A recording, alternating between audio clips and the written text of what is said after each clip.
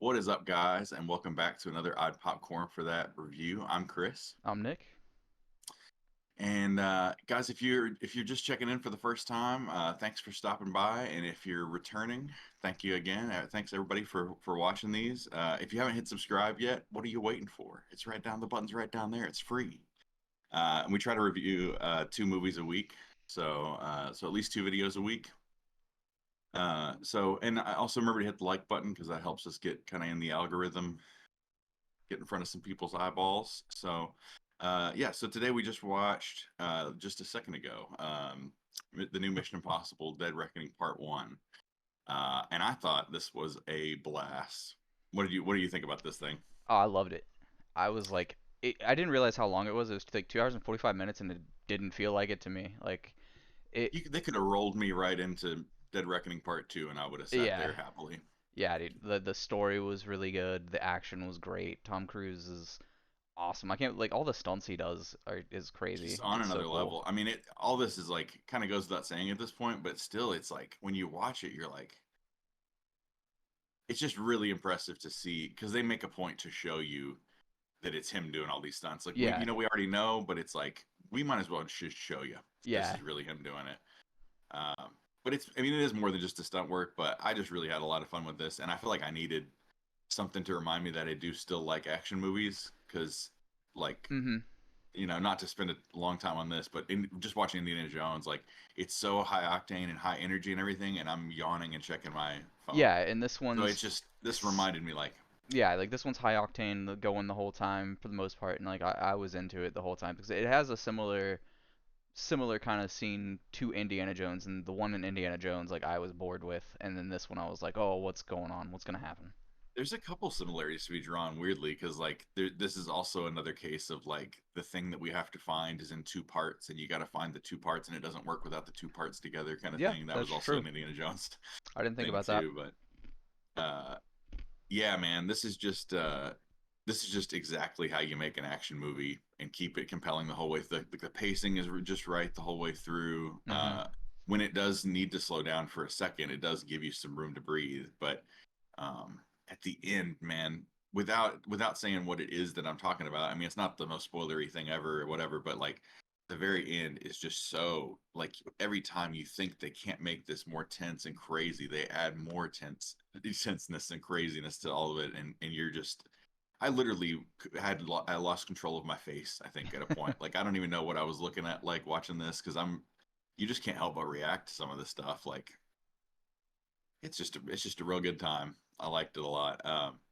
And I don't know how much I can really get into the plot, even if I wanted to, because for one thing, it's sort of like you know these movies are sort of like episodes of a long TV show, right? Yeah, a little bit. Yeah. In a way, I mean, it's there's sort of a formula that works, and they do that formula, and there's different twists and turns along the way, and double crosses and whatever. But for to a certain extent, you kind of know what you're gonna get. But I also, you know, not to spill the beans on you here, but like neither of us caught up to Mission Impossible movies leading up to this, Yeah, I mean, I think and I've seen most. I think I've seen all of them. I might not have seen Ghost Protocol, but I know I've seen Fallout, which is the most recent, and I've definitely seen like MI 1, 2, 3. so I'm not caught up. I don't know what the last one that it was that I saw, but it's been a long time, so I'm super not caught up. But I mean, it's not. I didn't feel like I was like being left behind. The only thing for the most part is just that you're, maybe like returning cast members. I might not have recognized everybody as like a big, reveal that they're back in some Mhm. capacity or whatever. But for the most part, I think anybody can follow along with this movie and have a good time with it. Since we have so much positive to say, do you have anything? What are some negatives? Do you have any negatives at all? Oh man. I mean, I know it's not perfect, but I'm asking you that, but I would have a little bit of a hard time coming up with much. Yeah, I'm having a tough time thinking of something. I'm glad because the one thing I'm not sure about is if like the main bad guy was in any of the other ones. I don't think he was. I think that flashback scenario was just kind of showing. Like before the first movie, right? Like Yeah, so I can't remember if that's the case, but it's not even a negative, so I can't say it because I'm glad they didn't do like they didn't show Tom Cruise's face in the past, but so they didn't do a de-aging thing, and I'm right. glad they didn't. Yeah, I mean, there's definitely CGI in here, but it's used in a way that it never bothered me. Yeah. I wasn't. They handle it all well, and when they use it, it's like, well, it's because they can't. You know, it makes more sense to digitally run into a thousand. Uh, is it like Vespas or something? What is that they keep Oh running yeah, into? yeah, like Vespas. Like it's a lot cheaper to have somebody digitally make that than to just destroy it. But so in those cases, it's cool. CGI is I didn't even not just notice it in bad on those the face of it. parts. But I guess we can get into spoilers a little bit. But I don't. This is not really like a movie that you can spoil. I mean, you should see this. Hmm. You know.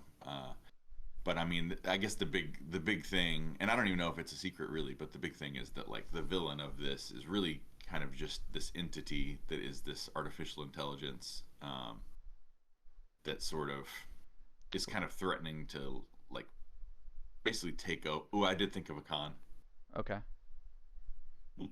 in mid thought. I thought of one con. So the only thing for me, and maybe you can explain this, and maybe it's just something I'm confused about, but because this AI entity can take over anything, and anything digital is not safe. Like you can't trust anything. He can make a person appear that's not there, or make a person disappear digitally that is there. They can do so much.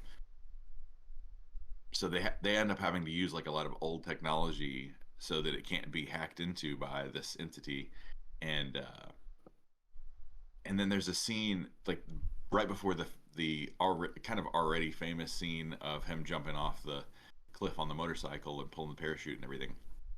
Leading up to that, Simon Pegg is in the car trying to help him like remotely through this earpiece, and everything's having to like it's a whatever the kind of earpiece. I don't remember what they said. Do you?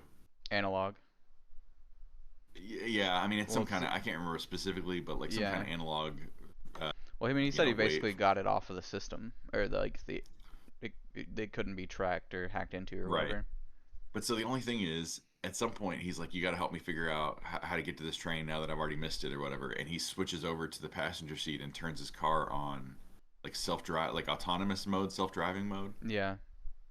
Well, but Wouldn't that? that's more of like sensors and stuff in the car than it would be connected to the internet, I believe. So that's Yeah, but kind of doesn't the car have to have access to all the GPS data and stuff like that to be able to function? Like the yeah, like but the I entity don't would have you been able to hack into I that. don't think you have to be connected to the internet to have GPS. Like if I'm out in the middle of nowhere, my Maps application still works. I guess I just figured like that's a computer that could be hacked into by the, like I thought they were going to take it that Yeah, angle, like the it could have car been. starts taking over, like the entity starts taking over driving the car, Yeah. but they didn't do that, and I was like, how did that work out so nicely? But that's a tiny nitpick, but it is one thing I thought of. Yeah, and to be honest with you, I don't know how much I can get into like the details of the plot beyond the fact that the evil force is this entity, and I mean, I did just watch it, but like you'd almost have to take notes to really get into the details of the plot, and it's almost like this movie's worth seeing for more than just the plot. Not that the plot's bad, Yeah, no, but I don't know what your thoughts are on that. I thought the plot was good. I think it's something that's like people actually think about in this day and age with AI, and Oh yeah, like I thought that was a really unique take on it and a cool thing to do because it's current and it's not just like a rehash of like, okay, this is this movie's bad guy is just another guy trying to blow something up or something. It's like this all-encompassing thing that's gonna, like, whoever has it and can control it, it's gonna control the world basically. and to some extent, I mean, maybe somebody that really knows their stuff would say otherwise, but to Hmm. me, this sounded like somebody that like this sounded like the movie was written by somebody that actually knew what they were talking about, instead of Hmm. these movies that are like, I don't know, like they want a hacker in there, so they just have somebody mash keys in front of like, green text screen, and they're like sweating and typing harder and stuff, like a hacking, that you can tell they have no idea what that actually is. And Yeah. this seems like the language they use to talk about this, the entity and the AI and the algorithms and things like that. It seems like, And I it think comes these from some, movies have all been really good about doing that too. They're all like really smart with how they handle that type of thing. So, and the technology in these is as cool as always, oh yeah. you know. And I thought all of the so I have to assume a little bit here, but I assume that the female lead of this movie is new to the franchise, right? Hayley Atwell, yeah, I believe so. So I thought she did a really excellent job, Yeah. and that makes me look forward to seeing the next one. But yeah, like I said, I'm not sure if I can like rehash a whole lot about the plot. I kind of just have like a lot of positive things to say about the experience of sitting and watching that movie, and highly recommend going to see this on a big screen, if in any way you can, And it's because I think crazy this is how not one to many. sit and watch at home. Yeah, one thing that I really like is like the music's really good. And it's kind of just like different versions of the Mission Impossible theme, and it's like how many times can they do it slightly differently and I still enjoy it? And I think they succeeded at that. Yeah, Yeah. they kept it interesting. Yeah, score was great. Um, really no complaints on the acting. You do have to like be in it a little bit, as far as like you kind of have to know what you're gonna get with the acting style. Like I don't think it's done bad at all. It's just like this movie has a little bit of like self awareness. I think, you know Mhm. what I mean, where it's like this knows that it's a big. I don't know how to put what I'm trying to say, but like um when certain characters, they do a lot of like super high close up, face close ups in this, and they'll flash back and forth to all these different characters that are like you have the scene I'm talking about early on in the movie where they're like describing the situation. I don't remember a lot of the characters' names right now, but they're like describing the situation, and all these different people are like basically telling one story, but they keep finishing each other's thoughts, and you get the story in like pieces like that. And people don't Mhm. talk like that in real life at all. But I think it just comes with the territory of like, this getting lost in the movie magic of this, I guess. Yeah. Are you talking That's about kind of the how I took scene where it. they were in like the airplane hangar all in the same room, like discussing stuff like the top like Mm-hmm. CIA and all that? Yeah. Mm-hmm. That I was kind of I felt like in the moment everybody was finishing their own sentences and stuff, and I was like, well, I mean, they're highly intelligent, trained officers and stuff, so And they all. yeah, yeah, yeah. Yeah, there's just I don't know how to explain it exactly, but there's like a style to the delivery in the early part of this movie where like I could see maybe not everybody liking that. It just didn't bother me at all. Like it No, I just felt didn't like either. kind of expertly done all the way through to me. And I'll tell you, one of the scenes that was really cool too was, I mean, it's in the trailers and we're in spoilers now, anyways. But when he like rides Mm. the dirt bike off of that mountain and he's skydiving, and it's like it actually gets in on his face, and like they shot Yeah, him you're actually following him skydiving. down. That was pretty Hmm. pretty awesome. Everything with that train situation is so crazy because again, we're in spoilers, so once the train goes over the edge, and it's just like he's able to prevent it from fully going over the edge, but it's got all this momentum, and they can't apply any kind of brake, and so it's just like slowly falling over like one car at a time, and so you see them literally have to like climb through each car of this right before it's about to fall down. And I just thought everything about that was handled super well. Like the tension is crazy high, Hmm. and just like they did a bunch of little visual tricks with I don't know how to put it, like kind of playing with gravity, because you're the Yeah, and I and it all looks done in a practical way. So I don't know exactly what this looked like in the real world, but yeah, a ton of really good practical effects that really were effective. Especially that end scene is just so high octane. Like I could feel my heart beating out of my chest. right. Yeah. What else? Anything else stand out to you about this movie? I mean, I really like. It's got like multiple layers too, because it is like they're being chased by multiple groups. Like he's being chased by the main bad guy kind of, or like his henchmen. Then he's got like the Marines coming after him to take him back in for treason, and then there's the black market arms dealers kind of chasing him as well. And it's just like so much going on, but it was done Yeah, really well. it feels like 90% of this movie is Tom Cruise with various other people, but at least Tom Cruise just running from everyone. Like everyone is out to get him, and we get plenty of like there's like I assume that every Mission Impossible movie has to have at least one scene of Tom Cruise just absolutely hauling ass, Yeah, he's always and like, this one certainly fulfills that over and over. yeah, he's fast, That guy man. runs. And by the way, for being he's like 60, right? 61, I 60 years Is old. he? I don't know. I thought maybe he It's was like 55 or unbelievable. something. Yeah, I mean, He great looks like he's shape. about to break a land speed record in some of Right. Yeah. this movie. But yeah, yeah. What's more cinematic than a freaking train scene? Skydiving on top of a train, and like a train, all the things where they're on top of the train and going through the tunnel and everything. Oh my god, It was good. And the car chasing that we were talking about chef's earlier, I kiss. liked a lot. Like they're handcuffed together the wrong way, so his left hand is handcuffed to her right hand, so he's having to drive like this and shift, and it was pretty Yeah, awesome. and we get some comedy just out of the fact that like, what's the car that they end up getting? It's like The a yellow car. old Fiat 500. Yeah, and it just keeps like it's just the hardest thing to control. It just keeps like getting caught spinning in circles and everything. Yeah, we didn't mention that, but there is some good comedic moments throughout Yeah, this I too. I definitely mean, it's laughed not at some of them. certainly not a straight up comedy, but some good comedy moments, especially like Simon Pegg, of course, is great in everything. Hmm. So Simon Pegg was great to see in this. Ving Rhames' character I loved in this. Um, yeah, no, nobody. Who is it that plays? I can't remember the actress's name that plays White Widow, but she was really great Oh too. yeah, I'm not sure off the top of my head. Uh, it's Like all the Vanessa acting was Vanessa great. Kirby. Vanessa Kirby, okay. Vanessa Kirby was really great. Rebecca Ferguson's great. Yeah, I mean, nothing bad to say about any of the actors really at all. I also really like the character of Paris. Yeah, Uh, like she wears like the kind of, I don't know, kind of Harlequin face paint or whatever, and has the samurai sword and everything, and she's got a whole character arc herself. That's the yeah, other thing too. I mean, it almost seems like this movie could suffer a little bit from like throwing too many characters at you, but I think it pulls it off. yeah. I did too. Because they gave the movie enough time to breathe, and they did, every character had something to do. It wasn't just like, and you show up and you show up. Oh, and I don't know Um, if he's in the other ones, but I was glad to see him in this one. Carrie Ellis, or is that how you say his last name?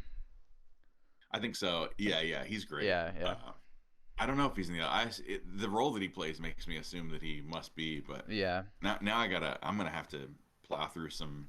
I do some hardcore Honestly, cramming and Fallout. catching up Yeah, on. Fallout was on TV before we recorded this, and I was watching some of it. It's interesting because the director who did this, I didn't say his name, but the director who did this is Christopher McQuarrie, Hmm. and I guess he's done. So he did Fallout and Rogue Nation and this one, but he also wrote for Top Gun Maverick and Fallout and Edge of Tomorrow Oh, okay, so he's worked with Tom and like, Cruise quite a bit. yeah, the Tom Cruise Mummy movie. Oh So wow.